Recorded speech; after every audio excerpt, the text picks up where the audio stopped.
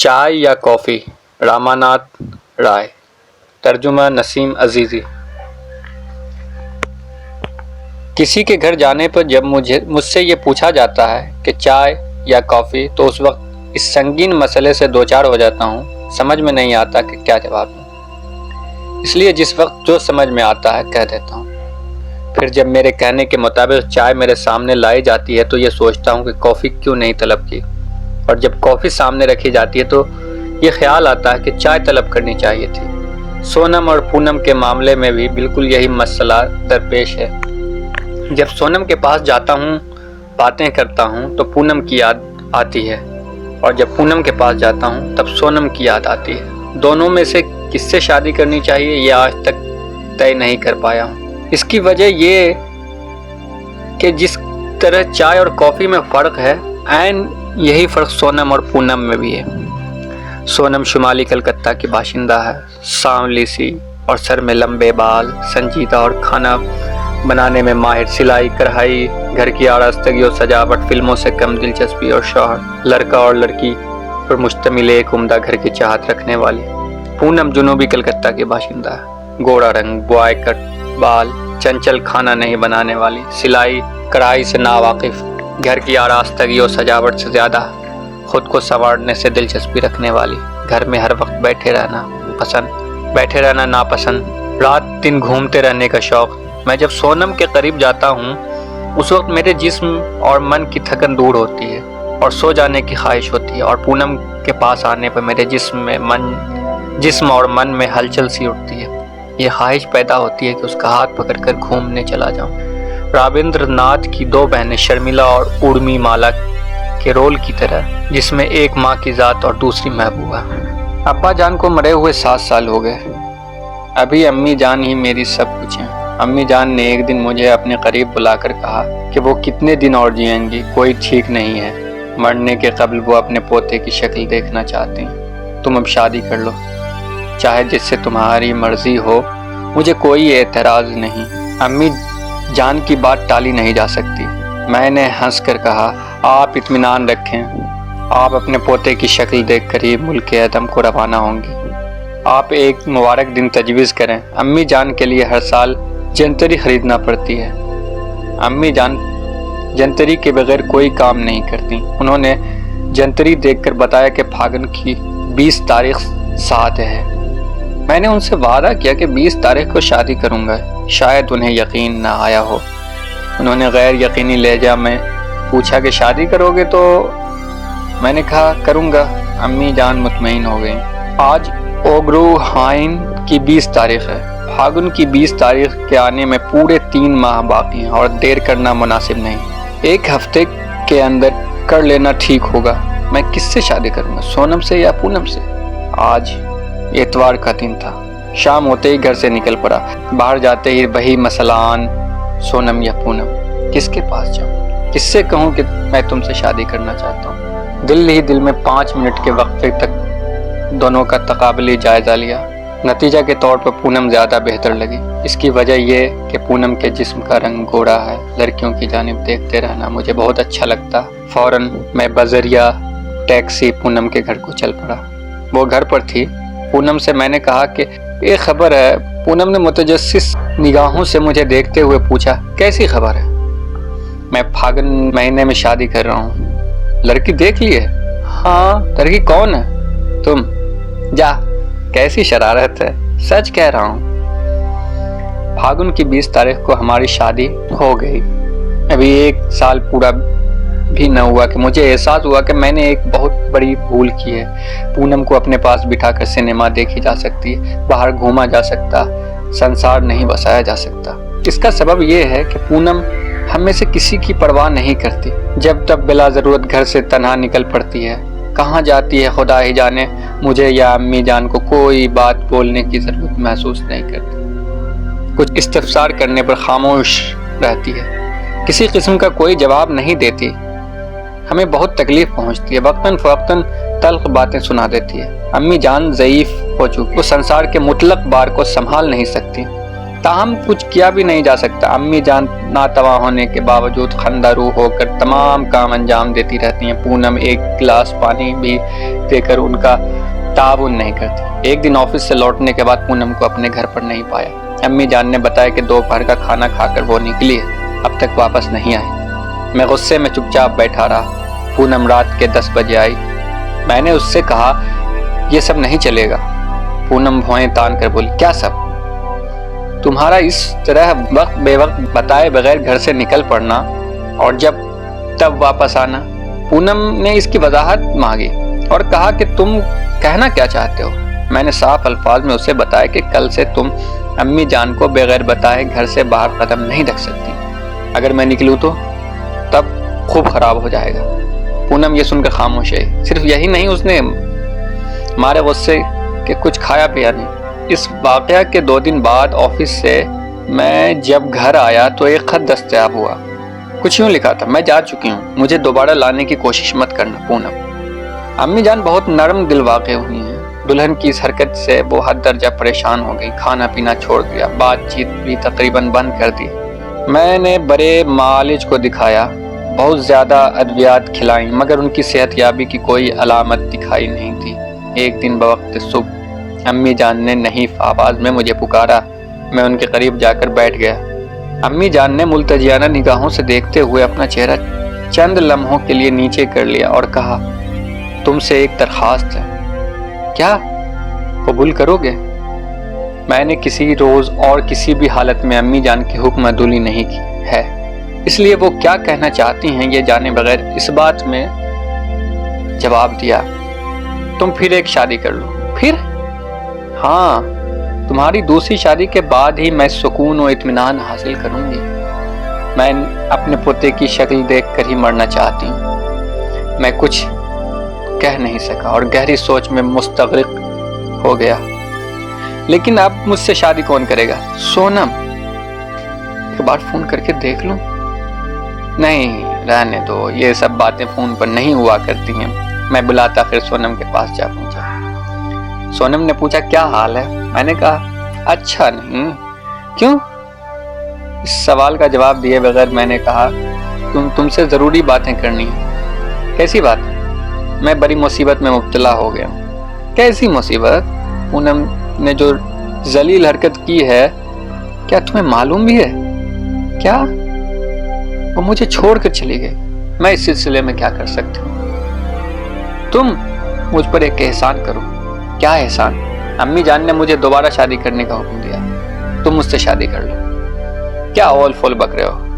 یقین جانو میں اول فول بک نہیں رہا ہوں۔ تمہارے سوا کوئی اور نہیں جو مجھ سے شادی کرے گا۔ شادی کرنے کی کوئی آرزو نہیں تھی۔ امی جان کی خستہ حالت دیکھ کر دوبارہ شادی کرنا پڑ رہی ہے۔ پوتے کی شکل دیکھنے کی انہیں شدید خواہش ہے۔ اب تم اگر راضی ہو جاؤ۔ سونم کچھ دیر خاموش رہ کر نہ معلوم کیا سوچنے لگی۔ بعد ازاں اس نے سوال کیا تم لوگوں کا ڈیورس ہو گیا؟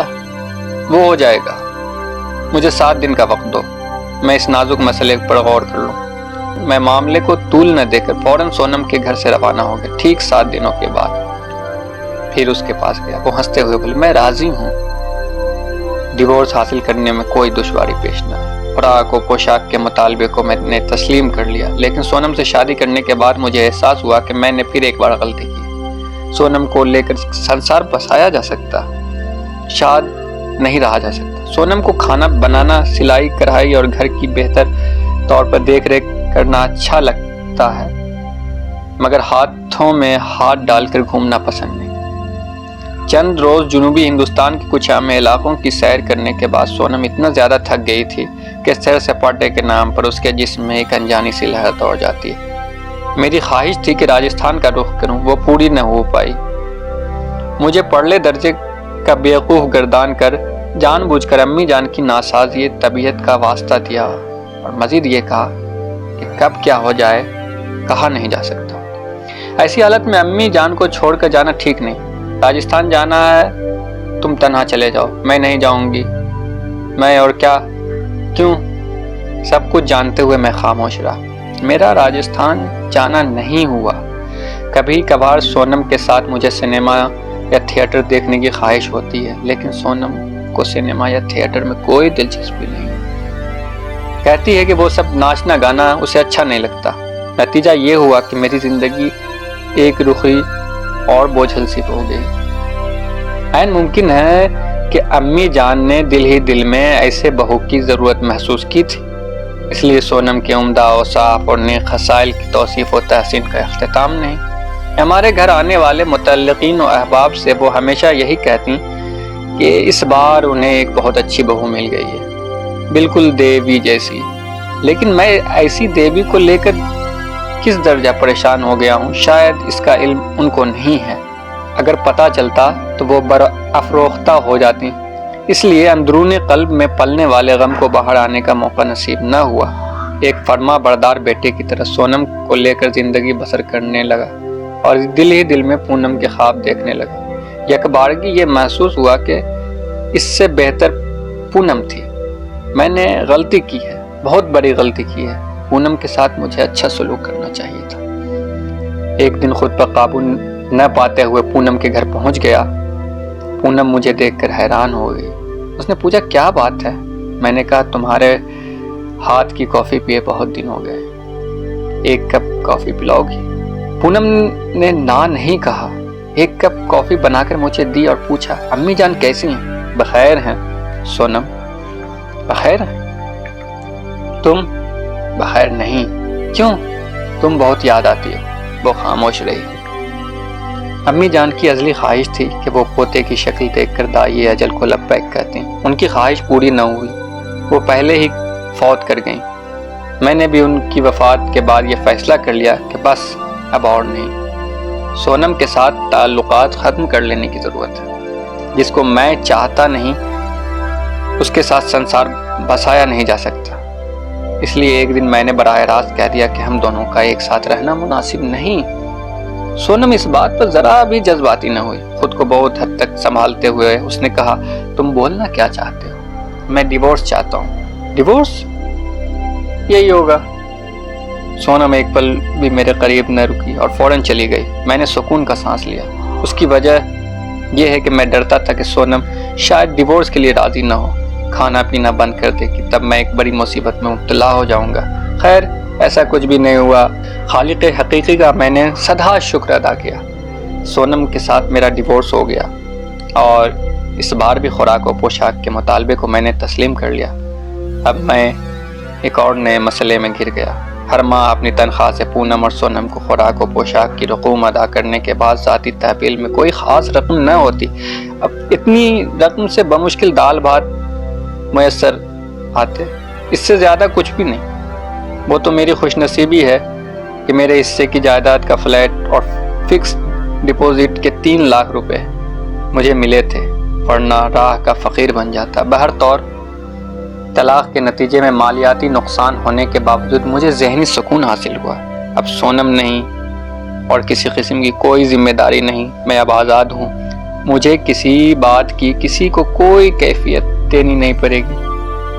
اب میں اپنی مرضی کے مطابق جہاں چاہوں چلا جاؤں، جب مرضی ہو گھر لوٹ سکتا ہوں۔ مجھے کوئی روکنے والا نہیں۔ اپنے گھر میں اب صرف میں اور دن رات کے کام کے لیے ایک نوکر ہیں۔ نوکر جوتے سلائی کرنے سے لے کر پوجا پاٹ کرنے تک تمام کام انجام دے سکتا ہے۔ سوچتا ہوں کہ انسان شادی کیوں کرتا؟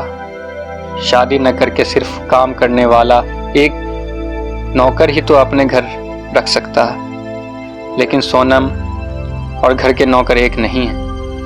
کئی ایک مہینوں میں اس کا اندازہ ہو گیا۔ آفس سے شام کو گھر لوٹنے کے بعد اکثر دیکھتا ہوں میرے فلیٹ کا دروازہ کھلا اور نوکر گھر پہ موجود نہیں ہے۔ وہ سامنے والے فلیٹ یا اوپر کے فلیٹ میں گپ شپ اڑا رہا ہوتا۔ ایسے میں کوئی فلیٹ کا دروازہ کھلا پا کر اندر میں موجود سامان لے کر بآسانی نکل سکتا ہے۔ ہزاروں بار نوکر کو سمجھانے کے باوجود اس کی یہ بری عادت چھڑا نہیں سکا۔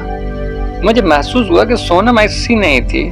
روزانہ شام کو میرا انتظار کرتی، گھر واپس آتے ہی میرے لیے چائے پانی کا انتظام کرتی، بعد ازاں رات کا کھانا بنانے بیٹھ جاتی۔ اس کے ہاتھ کا بنا ہوا کھانا بھی کتنا لذیذ ہوتا، اور اس نوکر کے بنائے ہوئے کھانے کو منہ سے لگایا نہیں جاتا۔ رفتہ رفتہ کھانے پینے کے معاملے میں میری دلچسپی کم ہو گئی۔ جب تک سونم میرے ساتھ تھی میں اس کی اہمیت کا اندازہ قائم نہیں کر سکتا۔ اب روزانہ شام کو گھر واپس آ کر یہ سمجھا کہ میں نے ناانصافی کی۔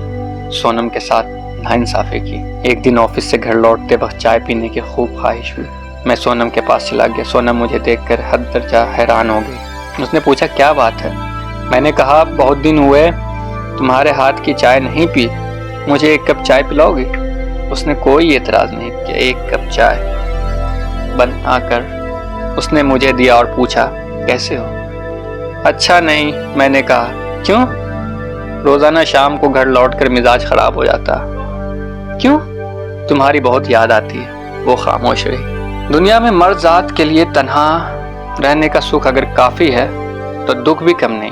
ہر لمحہ خود کو اکیلے پن کا احساس ہوتا ہے۔ جس دن آفس میں رہتا ہوں اور مختلف قسم کی ذمہ داریاں رہتی ہیں، اس دن بہت زیادہ اچھا لگتا ہے۔ کوئی الجھن گلے نہیں پڑتی۔ تعطیل کا دن ہی مسئلہ بن جاتا۔ وقت کاٹے نہیں کرتا۔ سارا دن اکیلے گھر میں رہنا اچھا نہیں لگتا۔ سنیما ہال کے اندر بھی راحت نہیں ملتی۔ کسی دوست کے گھر جانے کا ارادہ بھی نہیں ہوتا۔ میرے تمام ساتھی اپنی اپنی فیملی میں مصروف ہو چکے ہیں۔ ان کے درمیان صرف ایک غیر مطلوبہ ہستی ہی نہیں بلکہ ایک نامراد انسان ہوں۔ مجھ سے مذاق کرنے میں انہیں ذرا بھی آڑ محسوس نہیں ہوتا۔ ان کے لہجے زیادہ تر اس قسم کے ہوا کرتے۔ سنا ہے کہ تم ایک اور شادی کر رہے ہو؟ کاش تمہاری جیسی خوشحال زندگی ہماری ہوتی۔ اوہ، تم نے اپنا جوہر خوب دکھایا۔ سابقہ بیویاں کیسی ہیں؟ ان سے ملاقات تو ہوتی رہتی ہے نا؟ میں ان کی کوئی بات پہ اعتراض نہیں کرتا۔ خاموشی سے تمام باتیں ختم کر جاتا ہوں۔ ہاں، قصوروار ہوں میں جانتا ہوں، میں اچھی طرح جانتا ہوں۔ اتوار کا دن تھا۔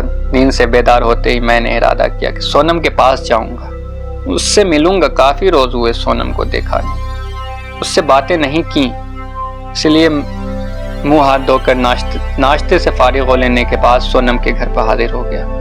سونم کے ابو نے دروازہ کھولا اور مجھے دیکھتے ہی ناخوش ہو گئے۔ سخت لہجے میں کہا کیا چاہتے ہو؟ سونم سے ایک کام تھا۔ سونم نے شادی کر لی ہے؟ میں نے استجابیہ لہجے میں کہا ہاں۔ اتنا کہہ کر سونم کے ابو نے زور سے دروازہ بند کر لیا۔ مزید کچھ جاننے کا موقع نہ ملا۔ میں گھر چلا آیا۔ سارا دن مزاج درست نہیں رہا۔ سونم نے پھر شادی کر لی، اگرچہ میں کچھ جان بھی نہیں پایا۔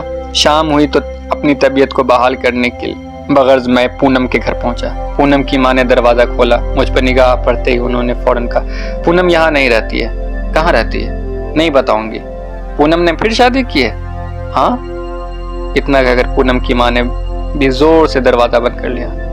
میں اور کچھ پوچھنے کی مہلت حاصل نہیں کر سکا۔ پھر میں اپنا مزاج خراب کر کے واپس گھر آ گیا۔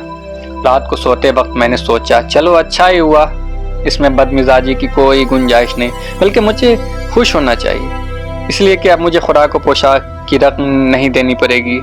اب میں دونوں ہاتھوں سے خرچ کر سکتا ہوں۔ دیکھتے دیکھتے ایک اور بہار کی آمد ہوئی۔ میری عمر 42 کی حد کو عبور کر گئی۔ تنہا دن گزارتا ہوں۔ سونم یا پونم کے متعلق مزید کچھ نہیں سوچتا۔ روزانہ 10 بجے آفس جاتا ہوں اور شام کو 6 بجے آفس سے گھر لوٹ کر گھر میں خاموش بیٹھا رہتا ہوں۔ وقتاً فوقتاً خواہش جاگنے پر ٹی وی دیکھتا ہوں، کتابیں پڑھتا ہوں، گانے سنتا ہوں۔ میرے پاس کوئی نہیں آتا، میں بھی کسی کے پاس نہیں جاتا۔ رات کو سوتے وقت امی جان کی یادیں بے حد ستاتی ہیں۔ میری آنکھوں سے آنسوؤں کے اب آبشار پھوٹ پڑتے ہیں۔ ایک دن صبح کے ٹھیک 8 بجے سونم کا فون آیا۔ ہیلو، سونم بول رہی ہوں۔ سونم، کیا حال ہے؟ اچھی ہوں، تم کیسے ہو؟ حسب معمول۔ پھر شادی کی ہے؟ نہیں۔ کیوں؟ خواہش نہیں ہوئی؟ خواہش نہیں ہوئی؟ فضول بات ہے، یقین جانو۔ تم جانتے ہو ایک دن تمہیں دیکھنے کی بہت خواہش ہوئی ہے۔ آج ایک بار ہمارے گھر آؤ گے؟ نہیں۔ کیوں نہیں؟ تمہیں آنا پڑے گا، میں تمہاری کچھ نہیں سنوں گی۔ کیا بات ہے؟ میرے لڑکے کا مکھ بھات ہے۔ اوہ، یہی کہو نا۔ آؤ گے تو آؤں گا، لیکن تمہارے گھر کا پتہ دیے دیتی ہوں، لکھ لو۔